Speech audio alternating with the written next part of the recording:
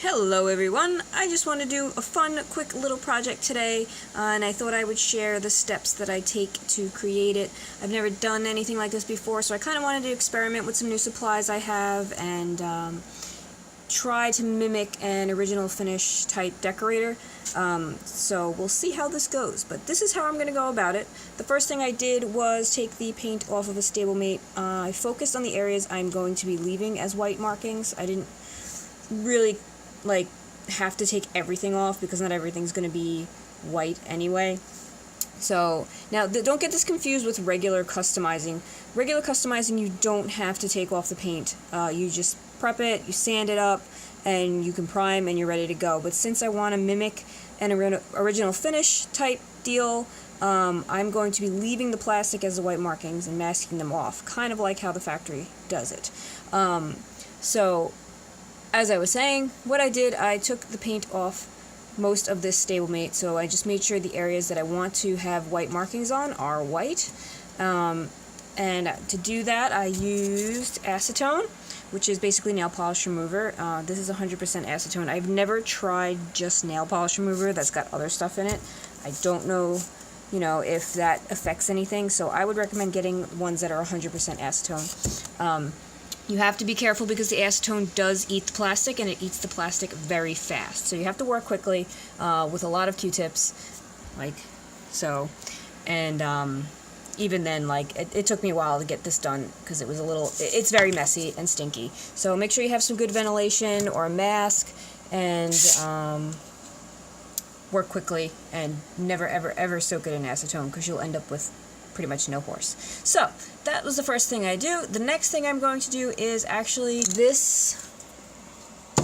I'm going to be using a clear primer over the whole thing first, and that will help it be a little more durable and protect all of the areas, and yet keep the original finish coming through and showing the white. You can probably even use a sealer of some sort before you start painting. So I just want to create some sort of barrier between the plastic and paint, yet keep the plastic showing where my white markings are. Okay, so I sprayed the piece with the clear primer, and this is what it looks like now. It kind of took a lot of the shine off of it, which is fine because we're going to put that back in later with a gloss sealer when we're done. The next step I'm going to do is actually take some liquid frisket, which is basically latex. Well, the concept, this is kind of old, so I hope it still works and doesn't ruin the whole thing. The concept is you paint it on, let it dry, then you can do whatever you want, and then when you're done, you just peel it off, and the area that it was on top of won't be painted. Hopefully that makes sense. It's pretty self-explanatory. So I'm going to go ahead and give this stuff a try finally. I've probably had this for years and never found an excuse to use it until now. So hopefully it still works. You just got to mix it up real good. Okay, so I will go do that and I will be back. Alrighty, here it is with the frisket applied. I'm pretty sure this is dry. I'm going to give it a few more minutes just in case. So all that orange area is where I painted on the frisket. So that's where all the white markings are going to be. Hopefully this works. It was a little difficult to use because it's hard to see what you're doing or if you've actually covered the whole area. So I guess we'll find out when we paint this and see what happens. So that's the next step. The next step, I'm going to start painting the body color. I'm not going to worry about where the frisket is. I'm just going to paint over it because apparently it's supposed to just come right off when you're done. So we will see. I will go do that and I will be back. Alrighty, so I've got my body painted here. As you can see, the masking is under there somewhere. Hopefully I remember where I put all this stuff, otherwise I have to look back what I recorded to see exactly where I put it. Also halfway through I actually masked off the mane because I didn't want to color it rainbow. I just wanted it the silver glitter. So I'm curious to see if that worked too. So yeah, I'm gonna go try and rub all this off. Well, not all of this, the masking fluid that is under there somewhere. Going to rub it off and hopefully, hopefully it worked and hopefully it comes off. So I'm gonna go and do that now. Ha! Nope. We're gonna have to try this again. So this is a pretty major fail.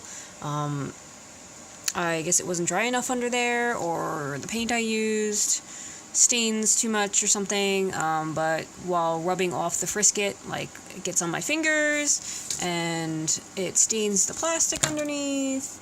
So I'm going to strip this and we're going to try this again, and this time I'm going to use painter's tape because I think it's just the frisket. I have to like rub at it too much, and I don't like the edges that it gives me. Like even on the foot here where I got something good, I just don't like how it, like I have to rub it too much, so I think it's also kind of destroying the finish. But I mean, it might be okay if I let it maybe sit for a few days, but then I don't know what kind of issue that might have the frisket with, because it does say to remove the frisket as soon as possible. So we're gonna strip this and we will try again. Okay, so we're gonna try this again, this time using painter's tape instead of the frisket. I stripped it the best I could, well, whatever I really needed, because I just really need to get to the white and just not have any bumps for when I redo the body part. So I went ahead and masked off with painter's tape where I want the whites to be. Hopefully this works better. I think it just has to do with the paint I'm using that takes a really long time to dry, and it just wasn't working with the frisket. So I might try the frisket another time with different type of paint, but for this one, how I want to do this, we're going to have to use tape and see if this works better. So yeah, I'm going to do everything that I just did over again and get to the point where I need to start taking the tape off. So yeah. Okay, so we're pretty much back to where we were before, this time with the painter's tape on there instead of the frisket. It's actually easier to see where the painter's tape is. I don't know if it's going to focus. There, focus a little bit.